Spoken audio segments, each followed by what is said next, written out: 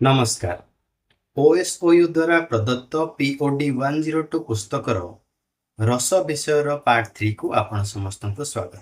जदि आपण पूर्व वीडियो दुईटी देखिथिबे आपण जानंती जे सही वीडियो गुडी करे आमे प्रथमे रसर संज्ञा स्वरूप वैशिष्ट्य तथा विभिन्न रसाचार्य मानकर मतामत को आलोचना करथिले। सही बळी आमे आहुरी आलोचना करथिले जे रस संबंधी विभिन्न भाव यथा स्थायी भाव विभाव अनुभाव तथा संचारी और व्यभिचारी भावर चर्चा होइथिला। तत्सहित श्रृंगार भाव बा श्रृंगार रस एवं यार एक उदाहरण सहित आमे अति सरल भाव ताकू बुझिबाकू चेष्टा करथिले। वर्तमान आगकू बढ़िबा एवं पार्ट 3 रे आमे हास्य करुण रौद्र वीर भयानक अद्भुत विभत्स वात्सल्य और शांत रस को उदाहरण सहित चर्चा करिवार प्रयास करिबा। तेबे चलंतु आगकू बढ़िबा। द्वितीय रस होची हास्य रस। आपण जानंती हास्य रसर स्थायी भाव हास। हास्य रसर स्थायी भाव हास अटे जार वर्ण श्वेत देवता प्रमथ। प्रमथ होचंती शिवगण मानक मध्यरु जणे। शिव को प्रमथपति कहा जाए। जो व्यक्तिर विकृत आचरण हास्य उद्रेक करे ताहा आलंबन। देखंतु जेतेबेले आमे श्रृंगार रस कथा चर्चा करथिले सेठारे भावर उद्रेक पई तार स्थायी भाव थिला रति भाव। रति भावर उद्रेक पई नायक नायिका उपरे एवं नायिका नायक उपरे आलंबन बा अवलंबन करुथिबारु ताकू आमे कहिथिले तार आलंबन। एठारे जेतेबेले भाव उद्रेक हो हास्य रसरे हास्य भाव जेतेबेले उद्रेक हो कहा जुगु हो जो व्यक्ति कौन से विकृत आचरण करे ताहा जुगु तेणु सीए हेबो आलंबन भाव। सही व्यक्तिर विभिन्न चेष्टा उद्दीपन से आलंबन अर्थात जो व्यक्ति विकृत कार्य करुथाए बा हास्य उद्रेककारी चेष्टा करुथाए सीए हेला आलंबन। जो चेष्टा करुथाए सी हुए उद्दीपन। चक्षुर संकोचन बदन विकास आदि अनुभाव। अनुभाव कौन कौन चक्षुर संकोचन बदन विकास ठीक से भली निद्रा आलस्य आकार इत्यादि होची व्यभिचारी भाव। पुनश्च मन रखंतु हास्य रसर स्थायी भाव होची हस वर्ण श्वेत देवता प्रमथ। आ आलंबन किए ना जीए हास्य सृष्टि करे। हास्य सृष्टि करिया पई से जहा जहा करे से उद्दीपन तत्सहित ता शरीर में घटुथिबा चक्षु संकोचन बदन विकास आदि अनुभाव एवं निद्रा आलस्य आकार गोपन आदि व्यभिचारी भाव। एठारे उल्लेख योग्य जे आत्मस्थ परस्थ भेदरे हास्य रस दुई प्रकार। हास्य रस केते प्रकार दुई प्रकार कौन आत्मस्थ परस्थ। जेतेबेले कौनसी व्यक्ति बेढंग देखा जाउथे ताकू देखि जेतेबेले देखणाहारी मनरे हस उठे बा आनंद आसी सी हेला आत्मस्थ। आ अन्य को हसुथिबार देखि निजे हसिबा होची परस्थ। से भली उत्तम मध्यम अधम व्यक्ति भेदरे हस तीन प्रकार। देखो हस प्रथम आसला दी प्रकार का भेदरे ना आत्मस्थ और परस्थ यही दी प्रकार। पुणी व्यक्ति जो अच्छी उत्तम मध्यम अधम से हिसाब से भिन्न भिन्न कौन उत्तम व्यक्तिर हस होची स्मित हसित मध्यम व्यक्तिर हस होची विहसित उपहसित ठीक सेमिति अधम व्यक्तिर हस होची अपहसित अतिहसित। पुणी कही रखुची जे उत्तम व्यक्तिर हस स्मित और हसित मध्यम व्यक्तिर हस विहसित उपहसित अधम व्यक्तिर अपहसित आउ अतिहसित। देखंतु एठारे एक उदाहरण द्वारा आमे याको बुझिबा पई चेष्टा करिबा। ये होची कलशा चौतीसा जहाँकि बच्छा दासଙ୍କ द्वारा रचित। बच्छा दासଙ୍କ कलशा चौतीसार एक अंश एठारे दिया जाइछि। यार जदि आपण पृष्ठभूमि जानिबा को चाहिए शिव पार्वती विवाह प्रसंग एथिरे वर्णित। जेतेबेले कन्या पाखकू जाइछंती बर सी देखिबा पई बेढंगी विवर्ण तांकर वर्ण को कौ भलिया भाबरे एटी हास्य सहकार वर्णना कराची ता टिके परिलक्षित करंतु। झुली होई झिंकी होई पडुछि ढुलाई झियो की नातुणी प्राय दिशिबुगो तु। एठारे व्यंग करा जाउछि जे जिए बाहा हवा पई आसीछि ता शरीर झिंकी होई पडुछि ढुलाई होई पडुछि आ तू ता आगरे झियो की नातुणी भलिया दिशिबु ता कन्या बा पत्नी भलिया दिशिबु तो नहीं।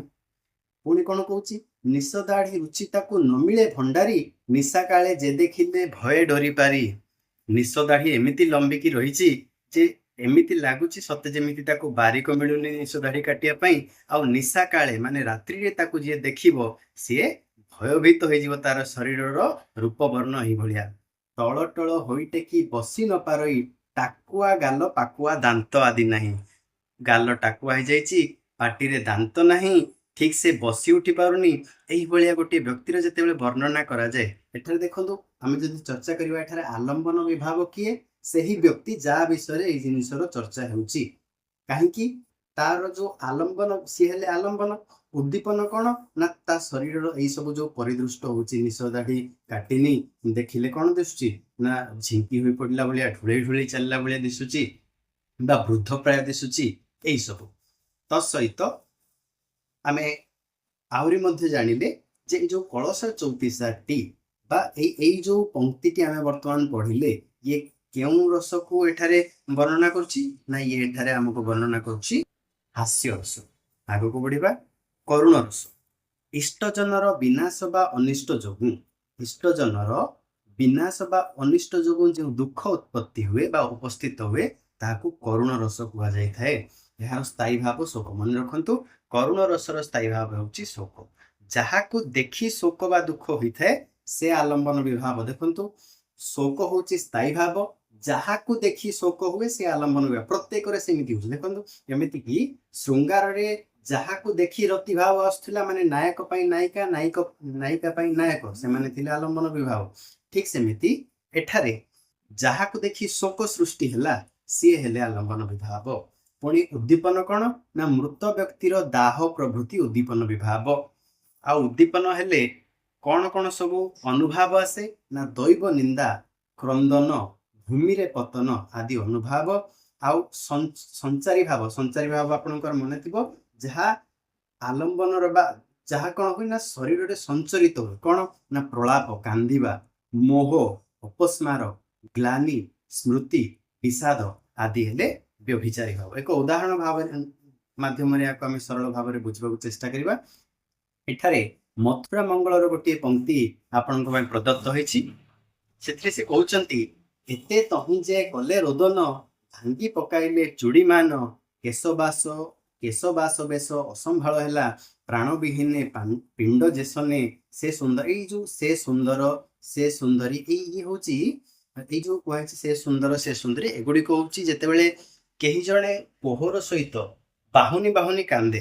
ଆପଣ ମାନେ ନିଶ୍ଚିତ ଭାବରେ ଶୁଣିଥିବେ ଯେ ଗାଁ ଗହଳିରେ ଯୋଉ ବାହୁନା ଗୀତ, ବିବାହ ବେଳେ କନ୍ୟା ମାନେ ଯେତେବେଳେ ଶାଶୁ ଘରକୁ ଯାଉଥାନ୍ତି, ତତେ ଛାଡି ମୁଁ କେମିତି ରହିବି ଲୋ ମୋ ଝିଅ, ଏଇଭଳି ଯୋଉ ଲମ୍ବେଇକି ଗାଆନ୍ତି, ଶେଷର ସେଇ ପଂକ୍ତିଟା ହଉଛି ତାର ସମ୍ବୋଧନ ପଦଟା। ତେବେ ଆଗକୁ ବଢିବା। କେଶବାସ ବେଶ ଅସମ୍ଭାଳ ହେଲା, ପ୍ରାଣ ବିହୀନେ ପିଣ୍ଡ ଯେସନେ ସେ ସୁନ୍ଦର, ହାଏ ସ୍ୱାମୀ ବୋଲି କେହୁ ପଡେ, ବାହୁ ମୃଣାଳ ହୃଦରେ କୋଡେ, ଆହେ ପ୍ରାଣେଶ୍ୱର ମଥୁରାଈଶ୍ୱର, ମୃତ ପିଣ୍ଡକୁ କେ ଭିଡେ। ଧାତା ଏମନ୍ତ କାହିଁକି କଲା, କେଉଁ କଥାକୁ କ୍ରୋଧ ବହିଲା, ଯୁବ କାଳେ ଆଣି ବିଧବା କରାଇ, କେଉଁ ସୁଖ ସିରି ଅରଜିଲା ସେ ଦୈବ। ଏଥିରୁ ଆମେ କଣ ବୁଝିବା ନା ଏଇ ଯୋଉ ୟାର ପୃଷ୍ଠଭୂମି ଯଦି ଜାଣିବାକୁ ଚେଷ୍ଟା କରିବା ଆମେ, ଇଏ ହଉଛି କଂସଙ୍କ ମୃତ୍ୟୁ ପରର ଘଟଣାବଳୀ। ଆପଣ ଜାଣନ୍ତି, କୃଷ୍ଣ ଓ ବଳରାମ ମଥୁରାପୁରରେ ଉପସ୍ଥିତ ହୋଇ କଂସର ବଧ କରିଥିଲେ। ତାପରେ ତାର ଯୋଉ ରାଣୀ ମାନେ ସେମାନେ କୋଉ ଭଳିଆ ବିଳାପ ପ୍ରଳାପ କରୁଛନ୍ତି ଦେଖନ୍ତୁ। ଏଠାରେ ଯଦି ଆମେ ଚିନ୍ତା କରିବା, ଆଲମ୍ବନ ବିଭାବ କିଏ, କଂସ। ଆଉ ଉଦ୍ଦୀପନ ବିଭାବ କିଏ, କଂସର ଭୂପତିତ ମୃତ ଶରୀର। ଆଉ ତାକୁ ଦେଖି ଏମାନେ କଣ କଣ ସବୁ ଅନୁଭବ କରୁଛନ୍ତି, ପ୍ରଳାପ କରୁଛନ୍ତି, କାନ୍ଦୁଛନ୍ତି, ଛାତି ବାଡେଇ ହଉଛନ୍ତି। ଶେଷ ଦେଖନ୍ତୁ କଣ କହିଲେ ନା ଭାଙ୍ଗି ପକାଇଲେ ଚୁଡ଼ିମାନ, ଚୁଡ଼ିକୁ ଭାଙ୍ଗିବାରେ ଲାଗିଲେ। ଏଠି ଦେଖନ୍ତୁ, କେଉଁ ସୁଖ ସିରି ଅରଜିଲା ସେ ଦୈବ, ଦୈବ ୟାନି ଦେବତା, ଦେବତାଙ୍କୁ ବା ଭଗବାନଙ୍କୁ ସେ ନିନ୍ଦା କରୁଛନ୍ତି, ଦୈବ ନିନ୍ଦା କରୁଛନ୍ତି। କଣ ହେଇଛି ନା କେଶବାସ ବେଶ ଅସମ୍ଭାଳ ହେଲା, ସେମାନଙ୍କର କାହାର କେଶ ଫିଟି ଯାଉଛି, କାହାର ବାସ ମାନେ ପରିଧାନର ଯୋଉ ପୋଷାକ ପତ୍ର ଫିଟି ଯାଉଛି। କିନ୍ତୁ ସେମାନେ କଣ କରୁଛନ୍ତି, ପ୍ରାଣ ବିହୀନେ ପିଣ୍ଡ ଯେସନ, ଯୋଉ ପ୍ରାଣ ବିହୀନ ଏଇ ପିଣ୍ଡ ପଡିଛି, ଶରୀର ପଡିଛି, ତାକୁ ଧରି ହାଏ ସ୍ୱାମୀ ବୋଲି କାନ୍ଦୁଛନ୍ତି। ଆଉ କଣ କହୁଛନ୍ତି, ଆହେ ପ୍ରାଣେଶ୍ୱର, ପ୍ରାଣର ଈଶ୍ୱର ପ୍ରାଣେଶ୍ୱର, ମଥୁରା ଈଶ୍ୱର କଂସକୁ କୁହାଯାଇଛି ବୋଲି, ମୃତ ପିଣ୍ଡକୁ ଭିଡେ ସେ ସୁନ୍ଦରୀ। କିଏ ତାର ମୃତ ପିଣ୍ଡକୁ ଭିଡି ଆଣିଲାଣି, ଆଉ କିଏ କଣ କରୁଛି ନା ଧାତା ଏମନ୍ତ କାହିଁକି କଲା, ବିଧାତା ଏମିତି କାହିଁକି କଲା, ଭଗବାନ ଏଇଭଳିଆ କାହିଁକି କଲେ, କଣ କଲେ ନା ଯୁବା କାଳେ ଆଣି ବିଧବା କରାଇଲେ। ଏଇଭଳିଆ ଚର୍ଚ୍ଚା ୟାକୁ କରାଯାଇଛି। ଆପଣମାନେ ନିଶ୍ଚିତ ଭାବରେ ୟାକୁ ହୃଦୟଙ୍ଗମ କରୁଥିବେ। ତେବେ ଆଗକୁ ବଢିବା। ଏଠାରେ ନିଧନ ହୋଇଥିବା କଂସ ଆଲମ୍ବନ, ରାଣୀମାନଙ୍କର କଂସର ମୃତ ଶରୀର ଦର୍ଶନ, ତାଙ୍କ କାର୍ଯ୍ୟକଳାପ ସ୍ମରଣ ଆଦି ଉଦ୍ଦୀପନ, ଦୈବ ନିନ୍ଦା, ଭୂମିପତନ, କ୍ରନ୍ଦନ, ପ୍ରଳାପ ଆଦି ଅନୁଭାବ, ସେମାନଙ୍କ ଚିନ୍ତା, ଉନ୍ମାଦ ଅବସ୍ଥା ଓ ସ୍ମୃତି ତୈନ ଆଦି ସଞ୍ଚାରୀ ବା ବ୍ୟଭିଚାରୀ ଭାବ। ଆପଣମାନେ ନିଶ୍ଚିତ ଭାବରେ ଏଇ ଜିନିଷକୁ ଗ୍ରହଣ କରିଥିବେ। ତେବେ ପରବର୍ତ୍ତୀ ରସ ରୌଦ୍ର ରସ। ଦେଖନ୍ତୁ ଏଠାରେ କଣ କୁହାଯାଇଛି, କ୍ରୋଧ ଏହାର ସ୍ଥାୟୀ ଭାବ। ରୌଦ୍ର ରସର ସ୍ଥାୟୀ ଭାବ ହେଉଛି କ୍ରୋଧ। ଏହାର ବର୍ଣ୍ଣ ହେଉଛି ରକ୍ତ ବର୍ଣ୍ଣ, ଆଉ ଏହାର ଦେବତା ହେଉଛନ୍ତି ରୁଦ୍ର। ଏଠି ଆପଣ ଜାଣିପାରୁଥିବେ ରୌଦ୍ର ରୁଦ୍ର ଶବ୍ଦରୁ ହିଁ ଆସିଛି। ଶତ୍ରୁ ହେଉଛି ଆଲମ୍ବନ ବିଭାବ। ଦେଖନ୍ତୁ ଯାହାକୁ ଦେଖି ରୌଦ୍ର ରସ ଜାତ ହବ, ଯାହାକୁ ଦେଖି କ୍ରୋଧ ଜାତ ହବ। ସ୍ଥାୟୀ ଭାବ କି କ୍ରୋଧ, ତ କାହାକୁ ଦେଖି କ୍ରୋଧ ଜାତ ହବ, ନିଶ୍ଚିତ ଭାବରେ ଶତ୍ରୁକୁ। ତ ଶତ୍ରୁ ହେଲା ଆଲମ୍ବନ ବିଭାବ। ଶତ୍ରୁର ଚେଷ୍ଟା ହେଉଛି ଉଦ୍ଦୀପନ ବିଭାବ। ଶତ୍ରୁ ଯୋଉ ସବୁ କାର୍ଯ୍ୟ କରୁଥାଏ ତାକୁ ଦେଖିକି ତ ଆମକୁ ରାଗ ଲାଗେ, ତେଣୁ ଶତ୍ରୁର ଚେଷ୍ଟା ହେଉଛି ଉଦ୍ଦୀପନ ବିଭାବ। ଆଉ ଉଦ୍ଦୀପନ ହେଲେ କଣ, କେମିତି ଆମେ ଉଦ୍ଦୀପିତ ହଉ ନା ଶତ୍ରୁର ମୁଷ୍ଟି ପ୍ରହାର, ଆକ୍ରମଣ, ବିରୁଦ୍ଧାଚରଣ, ଶୂଳ ଆଦି ବିବାରଣ, ଯୁଦ୍ଧ ପାଇଁ ବ୍ୟାକୁଳତା, ଏହିସବୁ ରସ ଉଦ୍ଦୀପିତ ହୁଏ। ଉଦ୍ଦୀପିତ ହେଲେ କଣ ସବୁ ଅନୁଭାବ ଆସେ ନା ଭ୍ରୁକୁଟି ନର୍ତ୍ତନ। ଭ୍ରୁକୁଟି କହିଲେ ଆମର ଯୋଉ ଭ୍ରୁଲତା, ଆଖିର ଉପର ଭାଗରେ ଥିବା ଆଇବ୍ରୋ ଯାହାକୁ ଆମକୁ, ଭ୍ରୁକୁଟି ନର୍ତ୍ତନ, ପୃଷ୍ଠାଘାତ, ବାହୁସ୍ଫୋଟ, ତର୍ଜନ ଗର୍ଜନ, ଆକ୍ଷେପୋକ୍ତି, ଅସ୍ତ୍ରଶସ୍ତ୍ର କ୍ଷେପଣ, କ୍ଷେପଣ ଅର୍ଥାତ୍ ଫୋପାଡ଼ିବା ପରସ୍ପର ଉପରକୁ, ଏଗୁଡିକ ହେଲା ଅନୁଭାବ। ଠିକ ସେମିତି ବ୍ୟଭିଚାରୀ ବା ସଞ୍ଚାରୀ ଭାବ କଣ, ସଞ୍ଚାରୀ ମନେ ରଖନ୍ତୁ ଏଇ ଯୋଉ ଅନୁଭାବ କଣ ଅନ୍ୟ ଉପରେ ହେଇଥାଏ, କିନ୍ତୁ ସଞ୍ଚାରୀ ଭାବ ଯାହା ଇଏ କଣ ହେଇଥାଏ ନା ନିଜ ଶରୀରରେ ହେଇଥାଏ। ଯେମିତି କି ଉଗ୍ରତା, ଶରୀରରେ ଉଗ୍ରତା ଆସିବା, ଆବେଗ ସୃଷ୍ଟି ହବା, ରୋମାଞ୍ଚ ସୃଷ୍ଟି ହବା, ସ୍ୱେଦ ବା ଝାଳ ବହିବା, ଗଦଗଦ ହୋଇ ଯେତେବେଳେ ଆମେ ରାଗି ଯାଉ, ଆପଣମାନେ ବି ଅନୁଭବ କରିଥିବେ ଶରୀରର ଅଙ୍ଗ ଅଙ୍ଗ ପ୍ରକମ୍ପିତ ହୁଏ, ଆମ ମଧ୍ୟରେ ରୋମାଞ୍ଚ ସୃଷ୍ଟି ହୁଏ ଏବଂ ଏକ ପ୍ରକାର ଆବେଗ ସୃଷ୍ଟି ହୁଏ। ତେବେ ଆଗକୁ ବଢିବା। ଏଇଠି ଉଦାହରଣ ଗୋଟେ ଦେଖିବା। ଉଦାହରଣ ସେ କଣ ଦଉଛନ୍ତି ନା କର୍କଶ କରି ବୁଲାଇ ନୟନ, ବୋଲନ୍ତି ହସ୍ତଙ୍କ କାରି ତୋହର, ଦେଖି ମାହୁନ୍ତ ଟିପିଲା ମାତଙ୍ଗ, କରାଳ ବଦନ ନୟନ ରଙ୍ଗ, ଧର ଧର ବୋଲି ଅଙ୍କୁଶ ମାରି, ଧାଇଁଲା କରି ଘୋର ନାଦ କରି, ଊର୍ଦ୍ଧ୍ୱକୁ ଟେକିଣ ରହିଛି ଶୁଣ୍ଡ, ଦାନ୍ତ ଉଭାରି ଦିଶଇ ପ୍ରଚଣ୍ଡ। ଏଠାରେ କଣ ହେଇଛି ନା ରୌଦ୍ର ରୂପରେ, ଉଗ୍ର ରୂପରେ ଏକ ହସ୍ତିର ବର୍ଣ୍ଣନା କରାଯାଇଛି। କଣ କରିଛି ନା କର୍କଶ କରି ବୁଲାଇ ନୟନ। କର୍କଶର ଅର୍ଥ ଆପଣ ବୁଝିପାରୁଥିବେ, ତୀବ୍ର ନେତ୍ରରେ ରାଗିକି ଚାହିଁଲା ଭଳିଆ, ବୁଲାଇ ନୟନ, ନୟନ ମାନେ ଚକ୍ଷୁ ଆଖି। ବୋଲନ୍ତି ହସ୍ତଙ୍କକାରୀ ତୋହର, ଦେଖି ମାହୁନ୍ତ, ମାହୁନ୍ତ ସିଏ ଯିଏ ହାତୀକୁ ନିୟନ୍ତ୍ରଣ କରେ। ଟିପିଲା ମାତଙ୍ଗ, ମାତଙ୍ଗର ଅର୍ଥ ବି ହାତୀ। କରାଳ ବଦନ ନୟନ ରଙ୍ଗ, ଧର ଧର ବୋଲି ଅଙ୍କୁଶ ମାରି, ଧାଇଁଲା କରି, କରି ଶବ୍ଦର ଅର୍ଥ ମଧ୍ୟ ହାତୀ। ଧାଇଁଲା କରି ଘୋର ନାଦ କରି, କେମିତି ଧାଇଁଲା ନା ଊର୍ଦ୍ଧ୍ୱକୁ ଟେକିଣ ରହିଛି ଶୁଣ୍ଢ, ଶୁଣ୍ଢକୁ ଉପରକୁ ଟେକିକି ରଖିଛି। ଦାନ୍ତ ଉଭାରି ଦିଶଇ ପ୍ରଚଣ୍ଡ, ଶୁଣ୍ଢକୁ ଯେତେବେଳେ ଉପରକୁ ଟେକିକି ରଖିଛି ହାତୀ, ସେତେବେଳେ ଆମେ କଣ ଦେଖିପାରୁଛୁ ତାର ଯୋଉ ଲମ୍ବା ଲମ୍ବା ଦାନ୍ତ, ତାକୁ ଦେଖିଲେ ଭାରି ପ୍ରଚଣ୍ଡ ସିଏ ଦିଶୁଛି, ଭାରି ଭୟଙ୍କର ଦିଶୁଛି। ଏଠାରେ ଆହୁରି କୁହାଯାଇଛି ଯେ ଏଠାରେ ହସ୍ତି ଆଲମ୍ବନ ବିଭାବ। କାହିଁକି ନା ହସ୍ତି ଠାରେ ଏଇ ଯୋଉ ଭାବ ସୃଷ୍ଟି ହେଲା, ତାର ବିଭିନ୍ନ ଚେଷ୍ଟା ଯଥା ତର୍ଜନ ଗର୍ଜନ ଉଦ୍ଦୀପନ ବିଭାବ, କରାଳ ନୟନ, ରକ୍ତ ଚକ୍ଷୁ, କ୍ରୂର ଭାବ ଇତ୍ୟାଦି ଅନୁଭାବ, ଉଗ୍ରତା ରୋମାଞ୍ଚ ଆଦି ସଞ୍ଚାରୀ ଭାବ। ଆଗକୁ ବଢିବା। ପରବର୍ତ୍ତୀ ଭାବ ବା ପରବର୍ତ୍ତୀ ରସ ବୀର ରସ। ବୀର ରସର ଉତ୍ସାହ ହେଉଛି ସ୍ଥାୟୀ ଭାବ। ଉତ୍ସାହ ହେଉଛି ବୀର ରସର ସ୍ଥାୟୀ ଭାବ। ଏହାର ବର୍ଣ୍ଣ ସୁବର୍ଣ୍ଣ ପରି, ଯାହାକୁ ଜୟ କରାଯାଏ ସେ ଆଲମ୍ବନ ବିଭାବ। ଏଠି ଆଲମ୍ବନ ବିଭାବ କି ଯାହାକୁ ଜୟ କରାଯାଏ, ଯିଏ ବୀରତ୍ୱ ପ୍ରକାଶ କଲା, ଜଣେ ବୀରତ୍ୱ ପ୍ରକାଶ କଲା, ବୀରତ୍ୱ ପ୍ରକାଶ କରି ଯାହାକୁ ଜୟ କଲା ସିଏ ଆଲମ୍ବନ ବିଭାବ। ପ୍ରତିନାୟକର ଚେଷ୍ଟା ଉଦ୍ଦୀପନ ବିଭାବ। ପ୍ରତିନାୟକ କହିଲେ ନାୟକର ବିପରୀତରେ ଥିବା ବ୍ୟକ୍ତି ଜଣକ ପ୍ରତିନାୟକ। ସାହାଯ୍ୟ ଅନ୍ୱେଷଣ ଅନୁଭାବ, ଧୈର୍ଯ୍ୟ, ମତି, ଗର୍ବ, ସ୍ମୃତି, ତର୍କ, ରୋମାଞ୍ଚ ଇତ୍ୟାଦି ହେଉଛି ବ୍ୟଭିଚାରୀ ବା ସଞ୍ଚାରୀ ଭାବ। ରସଗଙ୍ଗାଧରର ରଚୟିତା, ମନେ ରଖନ୍ତୁ ଏଇ ଶବ୍ଦଟି ରସଗଙ୍ଗାଧର, ଏହାର ରଚୟିତା କିଏ? ପଣ୍ଡିତ ଜଗନ୍ନାଥ। ତାଙ୍କ ମତରେ ଏଇ ଯୋଉ ବୀର ରସ ଦାନବୀର, ଦୟାବୀର, ଯୁଦ୍ଧବୀର, ଧର୍ମବୀର, ଏଭଳି ଚାରି ଭାଗରେ ବିଭକ୍ତ। ବୀର ରସ ଚାରି ଭାଗରେ ବିଭକ୍ତ କାହା ମତ ଅନୁସାରେ? ପଣ୍ଡିତ ଜଗନ୍ନାଥଙ୍କ ମତାନୁସାରେ। କଣ କଣ? ଦାନବୀର, ଦୟାବୀର, ଯୁଦ୍ଧବୀର ଏବଂ ଧର୍ମବୀର। ଆଉ ସେଇଟା କୋଉଥିରେ ବର୍ଣ୍ଣନା କରିଛନ୍ତି? ରସଗଙ୍ଗାଧର। ଆଗକୁ ବଢିବା। ଏଇଠି ତାର ଉଦାହରଣ ଗୋଟେ ଆମେ ଦେଖିବା। କଣ ଉଦାହରଣ? ନା ମୁଷ୍ଟିର ଉପରେ ମୁଷ୍ଟି ପଡେ ଦୂର ଦୂର, ପର୍ବତ ଉପରେ ଯେହ୍ନେ ପଡଇ ଭିଦୁର, ଗଡା ଗଡି ଭିଡା ଭିଡି କଚଡା କଚଡି, ଘନ ଘଡଘଡି ଜେଣି ଦେଉଥାନ୍ତି ରଡି, ତର୍ଜନ ଗର୍ଜନ ତହୁଁ ହୁଙ୍କରା ହୁଙ୍କରି, ଗଜ ଯୁଦ୍ଧେ ଗଜ ସିଂହ ଯୁଦ୍ଧେ ସିଂହ ପରି, ପରସ୍ପର ବୋଲୁଥାନ୍ତି ବଞ୍ଚିବୁ କି ଆଜି, ବିଧି ମତେ ଦେଇଅଛି ମନ ମତ ଆଜି, କେବଲି ବୋଇଲେ ଭୀମ ଦିଅ ଉତ୍ତର, ଶତ୍ରୁ ଚିହ୍ନି କିସ ହେବ ଇଷ୍ଟ ଦେବ ସ୍ମର। ये କିଚକବଦ୍ଧ କାବ୍ୟରୁ ଆନିତ। ଆପଣମାନେ ଜାଣନ୍ତି କବି ସ୍ୱଭାବ କବି ଗଙ୍ଗାଧର ମେହେରଙ୍କ ରଚିତ କିଚକବଦ୍ଧ। ଆଉ ଆପଣ ମହାଭାରତ ବିଷୟରେ ଯଦି ସାମାନ୍ୟତମ ଜ୍ଞାନ ଥିବ ତାହେଲେ ଆପଣ ଜାଣିଥିବେ ଯେ କିଚକବଦ୍ଧ କେତେବେଳେ ହେଇଛି ନା ଯେତେବେଳେ ବିରାଟ ନଗରରେ ଯାଇ ପଞ୍ଚୁ ପାଣ୍ଡବ ସହିତ ଦ୍ରୌପଦୀ ସେମାନଙ୍କର ଦାସ ରୂପରେ ଅଜ୍ଞାତବାସରେ ଅଛନ୍ତି। ଦ୍ରୌପଦୀ ଅଛନ୍ତି ସୈରନ୍ଦ୍ରୀ ରୂପରେ ଏବଂ ସେଇଠି ବିରାଟ ରାଜାଙ୍କର ଯିଏ ଶଳା କିଚକ ସେ ଭାରି କ୍ରୂର ପ୍ରବୃତ୍ତିର, ହିଂସ ପ୍ରବୃତ୍ତିର। ସୈରିନ୍ଦ୍ରୀ ବା ଦ୍ରୌପଦୀଙ୍କ ଉପରେ ତାର କୁଦୃଷ୍ଟି ପଡିଛି ଏବଂ ତାଙ୍କୁ ଅନେକ ଥର ଅସଦାଚରଣ କଲା ପରେ ଥରେ ନିର୍ଜନରେ ସିଏ ଦ୍ରୌପଦୀଙ୍କୁ ଡାକିଛି। ଏହି ସମୟରେ ଦ୍ରୌପଦୀ ନିଜ ମନର ବ୍ୟଥା ଭୀମଙ୍କୁ ଜଣାଇଛନ୍ତି ଯେ ସେଠାରେ ସୁପକାର ହୋଇ ରୋଷେଇଆ ହେଇ ତାଙ୍କ ଘରେ ରହୁଥିଲେ। ଭୀମ କଣ କଲେ ନା ଓଢଣା ଦେଇ ଦ୍ରୌପଦୀଙ୍କ ବେଶ ଧାରଣ କରି ଯାଇ ପହଞ୍ଚିଛନ୍ତି। ସମୟକ୍ରମେ ବା ଏଇ ଯୋଉ ବର୍ଣ୍ଣନା କ୍ରମେ ତାଙ୍କ ଭିତରେ ଯୁଦ୍ଧର ପରିସ୍ଥିତି ସୃଷ୍ଟି ହେଇଛି। ଆଉ ସେଇଠି ସେ କଣ କେମିତି ଯୁଦ୍ଧ ହେଇଛି ତାକୁ ବର୍ଣ୍ଣନା ହେଇଛି। କଣ ନା ମୁଷ୍ଟି ପରେ ମୁଷ୍ଟି, ମାନେ ବିଧା ପରେ ବିଧା, କେମିତି ଦୂର ଦୂର ହେଇ ପଡିଛି, ଦୁଲ ଦୁଲ ହେଇ ପଡିଛି। କେମିତି ନା ଯେମିତି ପର୍ବତ ଉପରେ ଜେହ୍ନେ, ଜେହ୍ନେ କହିଲେ ଯେଉଁଭଳି ପର୍ବତ ଉପରେ ପଡଇ ଭିଦୁର, ଭିଦୁରର ଅର୍ଥ ବଜ୍ର, ପର୍ବତ ଉପରେ ବଜ୍ର ପଡିଲା ଭଳିଆ ଜଣେ ଆଉ ଜଣଙ୍କ ଉପରେ ଦୁଲ ଦୁଲ କରି ମୁଷ୍ଟି ବା ମୁଥ ମୁଥ ବିଧା ବିଧା ପ୍ରହାର କରିବାକୁ ଲାଗିଛନ୍ତି। ପୁଣି କଣ ହଉଛି?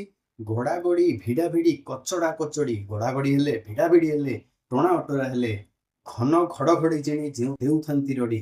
ଏଇଭଳିଆ ରଡି ଛାଡୁଛନ୍ତି ଯେ ଘନ ଘଡଘଡି, ଯେତେବେଳେ ଘୋର ଅନ୍ଧକାର ଭିତରେ, ଶୂନ୍ୟତା ଭିତରେ ଘଡଘଡି ଯେତିକି ତୀବ୍ର ଶବ୍ଦ କରେ ତାଠାରୁ ଅଧିକ ତାକୁ ଜିଣି, ମାନେ ତାଠୁ ମଧ୍ୟ ଅଧିକ ଜୋରରେ ସେମାନେ ରଡି ଦେଉଥାନ୍ତି। କଣ କରୁଛନ୍ତି? ପୁଣି ତର୍ଜନ ଗର୍ଜନ ତହିଁ ହୁଙ୍କରା ହୁଙ୍କାରି, ପରସ୍ପର ପରସ୍ପରକୁ ହୁଙ୍କରା ହୁଙ୍କାରି କରୁଛନ୍ତି, ମାନେ ଯୋଉ ଆହ୍ୱାନ ଦଉଛନ୍ତି ଯୁଦ୍ଧ ପାଇଁ। କେମିତି ନା ଗଜ ଯୁଦ୍ଧେ ଗଜ ସିଂହ ଯୁଦ୍ଧେ ସିଂହ ପରି, କେହି କାହାକୁ ଉଣା ନୁହନ୍ତି। ଯେମିତି ଗଜ ସହିତ ଗଜ, ସିଂହ ସହିତ ସିଂହ, ସେଇଭଳିଆ ସେମାନେ ଲଢୁଛନ୍ତି। ଆଉ କଣ ନା ପରସ୍ପର ବୋଲୁଥାନ୍ତି ବଞ୍ଚିବୁ କି ଆଜି, ଜଣେ ଆଉ ଜଣଙ୍କୁ କହୁଛି ଯେ ଆଜି ହିଁ ତୋର ଶେଷ ଦିନ, ତୁ ଆଜି କଣ ବଞ୍ଚିବୁ। ଇଏ କିଏ କାହାକୁ? ପରସ୍ପର ପରସ୍ପରକୁ ଆକ୍ଷେପ କରି କହୁଛନ୍ତି। ଆଉ ଭୀମ କଣ କହୁଛନ୍ତି ଏଠି? ବିଧି ମତେ ଦେଇଅଛି ମନୋମତ ଆଜି, ବିଧି କହିଲେ ଭଗବାନ ବିଧାତା, ଆଜି ମତେ ଈଶ୍ୱର ମୋ ମନୋମତ, ମାନେ ମୋ ମନ ଜାଣିକି ଯାହା ମୁଁ ଚାହୁଁଥିଲି ମତେ ସେ ସୁଯୋଗ ଦେଇଛନ୍ତି। କେବଲି ବୋଇଲେ ଭୀମ ଦିଅ ଉତ୍ତର, ଶତ୍ରୁ ଚିହ୍ନି କିସ ହେବ ଇଷ୍ଟ ଦେବ ସ୍ମର। ଭୀମକୁ ଯେତେବେଳେ କିଚକ ପଚାରୁଚାରେ ତୁ କିଏ, ତ ଭୀମ କହୁଛନ୍ତି, ଭୀମ ଉତ୍ତର ଦଉଛନ୍ତି ଯେ ଶତ୍ରୁକୁ ଚିହ୍ନିକି କଣ କରିବୁ, ତୋର ଶେଷ ସମୟ ଉପସ୍ଥିତ, ତୁ ଇଷ୍ଟ ଦେବଙ୍କୁ ସ୍ମରଣ କର। ଏଇ ଯୋଉ ଭାବ ଏଠାରେ ପ୍ରକାଶ ହେଲା, ପ୍ରକୃତରେ ଇଏ ହିଁ ହଉଛି ବୀର ଭାବ। ଏଠାରେ କିଚକ ହଉଛି ଆଲମ୍ବନ, ଗଡାଗଡି ଭିଡା ଭିଡି କଚଡା କଚଡି, ହୁଙ୍କାର ଗର୍ଜନ ତର୍ଜନ ଉଦ୍ଦୀପନ, ବିଭିନ୍ନ ପ୍ରକାର ଯୁଦ୍ଧ ଅନୁଭାବ, ଗର୍ବ ରୋମାଞ୍ଚ ଉଗ୍ରତା ଆଦି ବ୍ୟଭିଚାରୀ ଭାବ। ତାପରେ ଆସିଲା ଭୟାନକ ରସ। ଭୟାନକ ରସର ସ୍ଥାୟୀ ଭାବ ହେଉଛି ଭୟ। ଭୂତ ପ୍ରେତ ଆଦି ୟାର ଦେବତା, ଯମଙ୍କୁ ମଧ୍ୟ ଦେବତା ଭାବରେ କେତେକାଂଶରେ ଗ୍ରହଣ କରାଯାଏ। ଅବଳା ନୀଚ ପ୍ରକୃତିର ଲୋକ ଏହାର ଆଶ୍ରୟ, ବର୍ଣ୍ଣ କୃଷ୍ଣ, ଯାହାଠାରୁ ଭୟ ଜାତ ହୁଏ ସେହି ଭୟଙ୍କର ଜୀବ ଆଲମ୍ବନ ବିଭାବ। ଧରନ୍ତୁ ଯେ କୌଣସି ଏକ କବିଙ୍କର କୌଣସି ବର୍ଣ୍ଣନାରେ ନାୟିକା ଉପବନରେ ଭ୍ରମଣ କରୁଥିବା ସମୟରେ ସେ ଏକ ଭୟଙ୍କର ଅଦ୍ଭୁତ କିମ୍ଭୂତ କିମ୍ଭାକାର ଜୀବକୁ ଦେଖି ଭୟଭୀତ ହେଇଛି।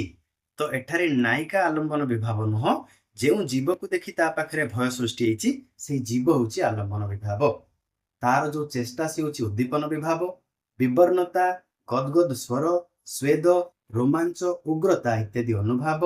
ଠିକ ସେମିତି ଜୁଗୁପ୍ସା, ଜୁଗୁପ୍ସାର ଅର୍ଥ ଧରି ନିଅନ୍ତୁ ଘୃଣା, ଆବେଗ, ସମ୍ମୋହ, ସନ୍ତୋଷ, ଶଙ୍କା, ଅପସ୍ମାର, ମୃତ୍ୟୁ ଆଦି ଏହାର ବ୍ୟଭିଚାରୀ ଭାବ।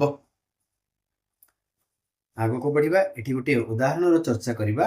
कौन लावण्यवती काव्यर ये अंश केश मुकत विवास दशने तृण जस्र पलायित रिपुकंप बस हे स्त्री बेश धरी नारी मध्य के निवास करी लता वृक्ष वीर प्राय दिशे हे केश मुकत मुक्त केश चुटी खोला अछि विवास देखिबा पई विवर्ण दशने तृण अजस्र दशन कहले मुख दंतरे तृण कहले घास धरिछि पलायित रिपुकंप बसे हे पलायित हेउछि रिपु कहले शत्रु स्त्री बेश धरी नारी मध्य के निवास करी किए नारी मध्य स्त्री बेश करी एमिति रहे ना लता वृक्ष वीर प्राय दिशे ये जो वर्णना जहाँ भी एठारे वर्णना कराई लावण्यवती रे कौन तार वर्णना तले अछि देखंतु एठारे राक्षस मानक निकटरे चंद्रभानु आलंबन विभाव राक्षस मानक निकटरे चंद्रभानु आलंबन विभाव अर्थात किए काकू देखि डरिछि आपण निश्चय बुझी पारथिबे जे राक्षस माने चंद्रभानु को देखि डरिछंती तो राक्षस मानक पई चंद्रभानु हेले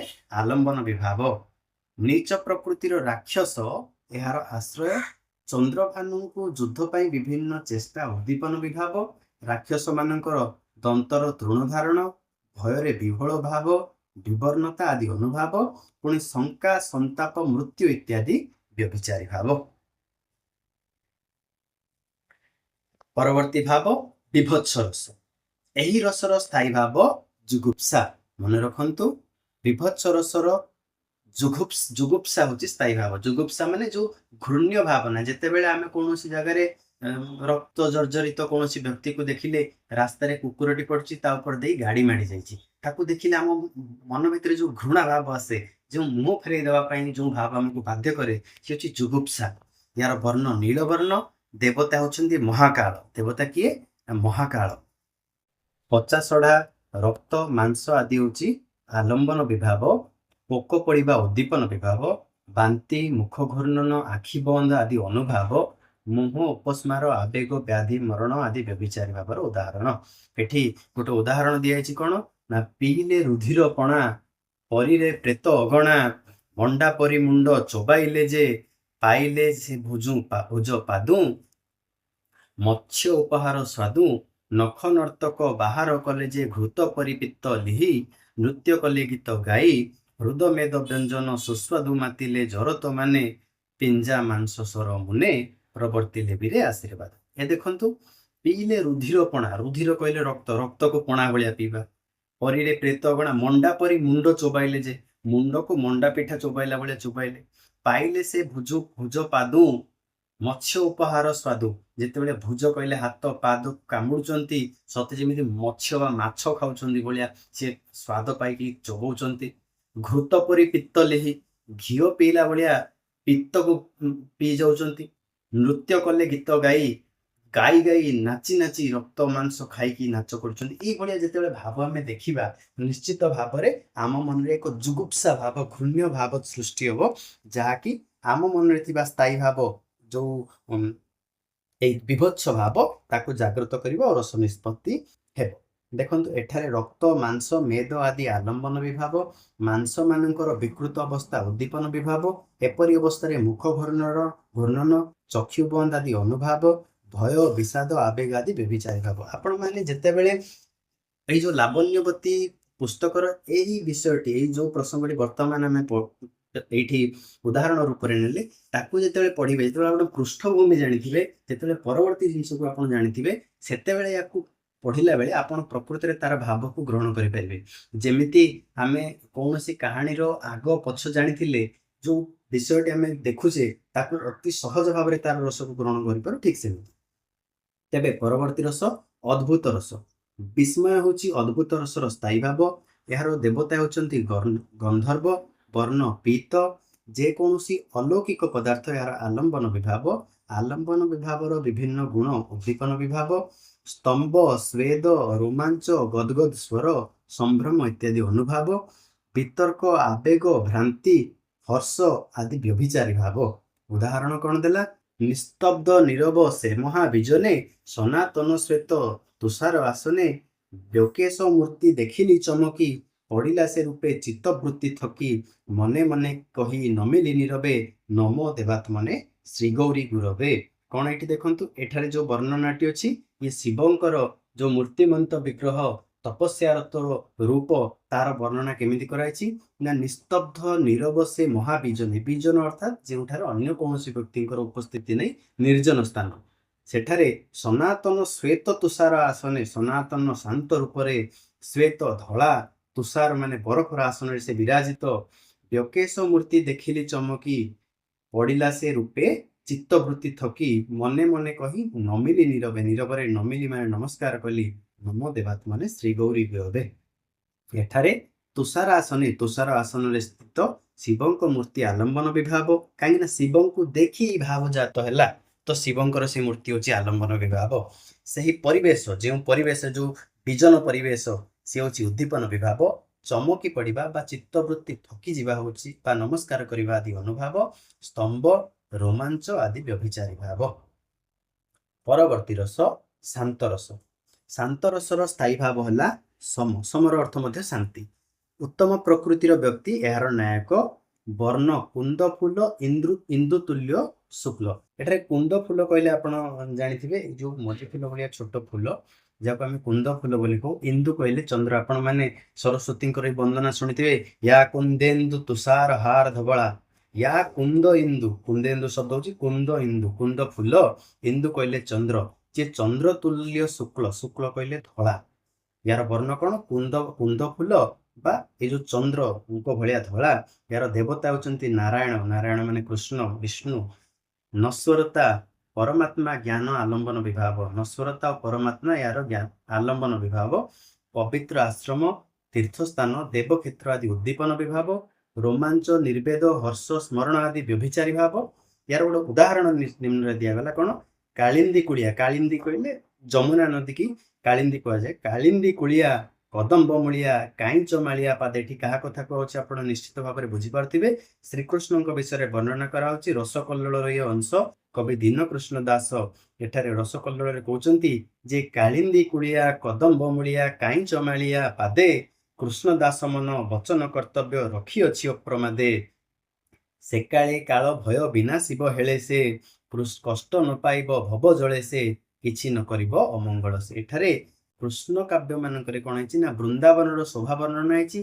देवता रूप वर्णना है केतेक क्षेत्र ऋतु वर्णना शांत रस लक्ष्य कर शांत रस साधारणतः केतेबेले ना जेतेबेले कौन स्थान शोभा वर्णन कर देवता रूप वर्णन कराए आपण मैंने शुणिथे श्लोकटी शांताकारं भुजगशयनं पद्मनाभं सुरेशं विश्वाधारं गगन सदृशं मेघ वर्णम शुभांगम शांताकारं रूप वर्णना एठारे विष्णुंकर रूप वर्णना होची सिति शांत जोठारे भी रूप वर्णना देवता होता है प्रायतः ये जो शांत रूप बर्तमान आपन कह महाकालंकर रूप वर्णना है बेले कौन समान हो ना जटाटवी गलज्वल प्रवाह प्लावित स्थले गले बलंबे लंबिता भुजंग तुंग मालिका एठारे आम शांत रस पाइबा कहीं शिव एठारे भैरव रूप नृत्यरत उग्र रूप नृत्यरत से वीर रूप वीर रसर जात हो आपण मैंने बुझीपारे कौन कहुच्छी देवता जो शांत रूपटी वर्णना करे शांत रस आसे पुणी स्थान शोभा वर्णना आउ ऋतु वर्णन शांत रस परिलक्षित हो आग को बढ़िया बात्सल्य रस बात्सल्यर अर्थ बत्सल भाव बा बत्सलता तो यार स्थायी भाव बत्सलता संतान इत्यादि आलंबन विभाव क्या देखी बत्सल भाव बा बात्सल्य सृष्टि हम ना जिते माँ बा बापा जो छोट छुआ को देखती संतान को देखती से बात्सल्य भाव आसे एणु संतान हूँ आलंबन विभाव आउ से उद्दीपन कौन ना से जो आकर्षणीय कार्यकलाप तुतुले तुतुले कहवा गोटे गोटे पाद काढ़ी चलवा कौन सी जिनिस को अनुकरण करवा यही जो कार्य गुड़ाक छोट छोट पिला माने करथांती से होची उद्दीपन विभाव पुणी आलिंगन चुंबन रोमांच इत्यादि अनुभाव जोटा कि ये जो बापा माँ छुआ सहित करिथांती जो आलिंगन करवा चुंबन करवा यही सब ता सहित अनिष्ट शंका हर्ष गर्व इत्यादि होची व्यभिचारी भाव यार वर्ण पद्म वर्ण होची पद्मकोशपरी देवता होचंती गौरी गौरी होचंती शिवंक पत्नी बा पार्वती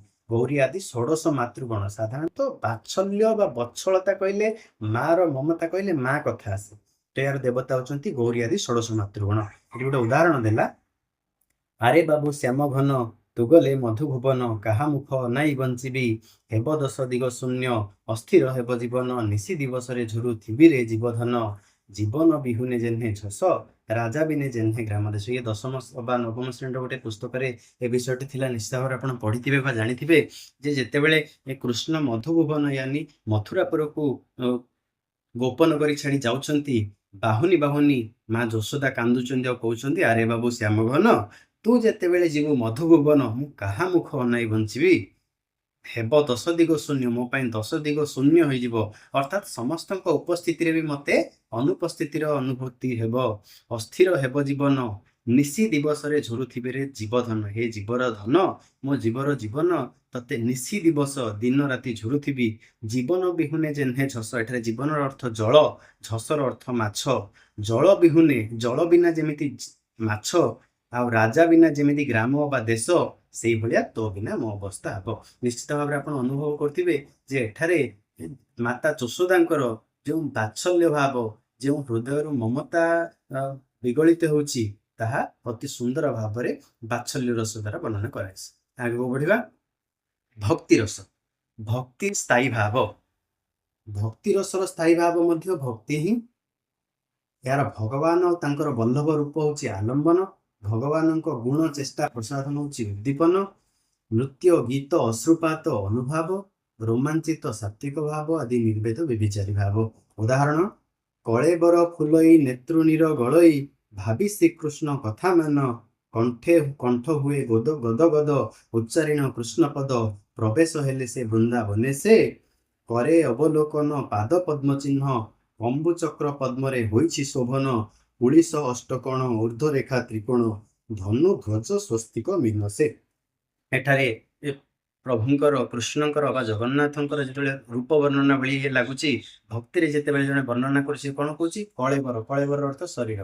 କଳେବର ଫୁଲଇ ନେତୃ ନୀର ଗଳଇ। ଜଗନ୍ନାଥଙ୍କ ଆଗରେ ଆପଣ ଯଦି ଠିଆ ହେଇଥିବେ, ଅନୁଭବ କରିଥିବେ, ଯେତେବେଳେ ଭକ୍ତି ଭାବରେ ଆଖିରେ ଆଖି ମିଶାଇ ଦେବେ, ଆଖିରୁ ଲୁହ ଝରି ଆସିବ। ଭାବି ଶ୍ରୀକୃଷ୍ଣ କଥା ମାନ, କୃଷ୍ଣଙ୍କ କଥା ମାନ ଭାବି ମଧ୍ୟ ଆମେ ସେଇଭଳି ଭାବ ଗ୍ରହଣ କରୁ। ଆଉ କଣ ହୁଏ ନା, କଣ୍ଠ ହୁଏ ଗଦ ଗଦ, କଣ୍ଠ ଗଦଗଦ ହେଇଯାଏ, କଣ୍ଠ ରୁଦ୍ଧ ହୋଇଯାଏ, ମନର ଭାବକୁ ପରିପ୍ରକାଶ ହୁଏନି, ଭାବକୁ ଭାବମୟ ମନରୁ ହିଁ ପଢି ନିଅନ୍ତି। ପ୍ରବେଶ ହେଲେ ବୃନ୍ଦାବନ ସେ, ଯେତେବେଳେ ବୃନ୍ଦାବନରେ ପ୍ରବେଶ ହୁଏ, ଏମିତି ହୁଏ ବୋଲି କବି ବର୍ଣ୍ଣନା କରୁଛନ୍ତି। କରେ ଅବଲୋକନ ପାଦ ପଦ୍ମ ଚିହ୍ନ, ଅବଲୋକନ କରିବା ଅର୍ଥ ଦେଖିବା, କଣ ନା ପାଦ ପଦ୍ମ ଚିହ୍ନ। କମ୍ବୁ ଚକ୍ର, କମ୍ବୁସ ମାନେ ଶଙ୍ଖ, ଚକ୍ର, ପଦ୍ମରେ ହୋଇଛି ଶୋଭନ, ଶଙ୍ଖ ଚକ୍ର ପଦ୍ମରେ ଶୋଭିତ ହୋଇଛନ୍ତି। ପୁଳିଶ ଅର୍ଥ ବଜ୍ର, ଧନୁ, ଧ୍ୱଜ, ଧ୍ୱଜ ମାନେ ପତାକା, ସ୍ୱସ୍ତିକ ହେଉଛି ଯୋଉ ଶୁଭ ଚିହ୍ନ, ମିନ ଅର୍ଥ ମାଛ। ଏଇ ସବୁ ଚିହ୍ନ ଦ୍ୱାରା ଏଇ ଯୋଉ ଯେତେବେଳେ ଭଗବାନଙ୍କ ଠାରେ ଶଙ୍ଖ ଚକ୍ର ଗଦା ପଦ୍ମ ଧନୁ ଧ୍ୱଜ ସ୍ୱସ୍ତିକ ମିନ ଆଦି ଚିତ୍ର ବିଚିତ୍ର ହେଇ ଭଗବାନଙ୍କର ସେଇ ସ୍ୱରୂପକୁ ଦର୍ଶନ କରୁଛନ୍ତି, ସେଇ ସମୟରେ ଭକ୍ତ ମନରୁ ବା କବିଙ୍କର ଯୋଉ ଭାବ ଏଠାରେ ପ୍ରକଟିତ ହେଉଛି, ସେ ହେଉଛି ଭକ୍ତି ରସ। ନିଶ୍ଚିତ ଭାବରେ ଆପଣ ଏଇ ଯୋଉ ଏକାଦଶ ରସକୁ ଗ୍ରହଣ କରିଥିବେ। ଆଉ ଏଥିରେ ଯୋଉ ଉଦାହରଣ ଗୁଡିକ ଦେଇଛି, ମୁଁ ଚେଷ୍ଟା କରିଛି ସରଳ ଭାବରେ ବର୍ଣ୍ଣନା କରିବା ପାଇଁ, ତଥାପି ବ୍ୟକ୍ତିଗତ ତ୍ରୁଟି ରହିବା ଯଥୋଚିତ। ଆପଣମାନେ ମୋର ଥିବା ତ୍ରୁଟିକୁ ମାର୍ଜିତ କରିବେ ବା ଅନ୍ୟ ସ୍ଥାନରୁ ତାର ଯଥାର୍ଥ ଉତ୍ତର ଗ୍ରହଣ କରିବେ ଯଦି ଆପଣମାନେ ଏହା ଦ୍ୱାରା ସାଟିସ୍ଫାଇଡ୍ ନୁହଁ ବା ସନ୍ତୁଷ୍ଟ ନୁହଁ। ତଥାପି ମୁଁ ଏକ ଚେଷ୍ଟା କରିଛି। ଆଶା କରେ ଆପଣ ଯଦି ଏହାକୁ ପସନ୍ଦ କରିବେ, ନିଶ୍ଚିତ ଭାବରେ ଲାଇକ୍ କରିବେ, ସେୟାର ଆଉ ସବସ୍କ୍ରାଇବ୍ କରିବେ। ତତ୍ ସହିତ ଆମର ଯୋଉ ଜ୍ୟୋତିଷ୍ରୋତ ୟୁଟ୍ୟୁବ ଚ୍ୟାନେଲ ସହିତ ସଂଶ୍ଳିଷ୍ଟ ଏକ ଟେଲିଗ୍ରାମ ଚ୍ୟାନେଲ ଜ୍ୟୋତିଷ୍ରୋତ ଷ୍ଟଡି ପଏଣ୍ଟ, ତାକୁ ନିଶ୍ଚିତ ଭାବରେ ଆପଣମାନେ ଜଏନ୍ କରନ୍ତୁ। ଟାଇମ୍ ଟୁ ଟାଇମ୍ ଆପଣଙ୍କୁ ସେଠାରେ ଏହାର ଅପଡେଟ୍ ମିଳିଯିବ। ବହୁତ ବହୁତ ଧନ୍ୟବାଦ ସୁଧୀବୃନ୍ଦ, ଆପଣମାନଙ୍କ ସମୟ ପାଇଁ ପୁନର୍ବାର ଆପଣଙ୍କୁ ଧନ୍ୟବାଦ ଜ୍ଞାପନ କରି ଏଠାରେ ବିଦାୟ ରହୁଛି।